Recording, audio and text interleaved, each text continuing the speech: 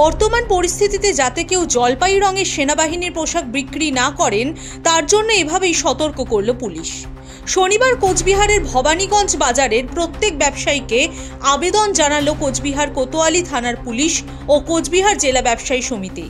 কাশ্মীরের পহেলগামে সেনাবাহিনীর পোশাকে হামলা হয়েছিল, তারপর থেকে সতর্ক হতে সেনাবাহিনীর পোশাক যাতে বাইরে বিক্রি না হয় তার নির্দেশ দিয়েছিল ভারত সরকার।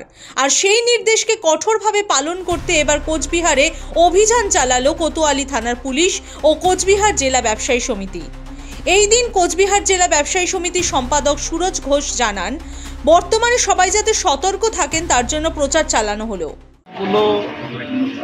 ডিফেন্সের লোক ব্যবহার করে, পাজামা হতে পারে, টি শার্ট হতে পারে, পোশাক হতে পারে, সেই সমস্ত জিনিসপত্র যাতে বিক্রি বা ডিসপ্লে বন্ধ থাকে আপাতত, সেই জন্যই আমরা একটা সচেতনতামূলক একটা প্রচারের সেই সবাইকে অবগত করে গেলাম। একটা পরিস্থিতি চলছে একটা দেশ জুড়ে, একটা এটা নিয়ে কেউ যাতে কোনো রকম অঘটন ঘটাতে না পারে, একটা কেউ কারো খারাপ মতলব থাকতে পারে, সে ওই ইউনিফর্ম করে একটা অঘটন ঘটিয়ে দিতে পারে। এই সমস্ত এগুলো আগের থেকে প্রিপারেশন নেওয়া আর কি, যাতে কেউ কোনো রকম ঘটনা ঘটাতে না পারে, যার জন্য সচেতন করা মানুষকে, এবং আমরাও ব্যবসায়ীরা যাতে সচেতন থাকে, যার জন্য এটা হবে। কোচবিহার থেকে রিয়া দাসের রিপোর্ট, দ্য ওয়াল।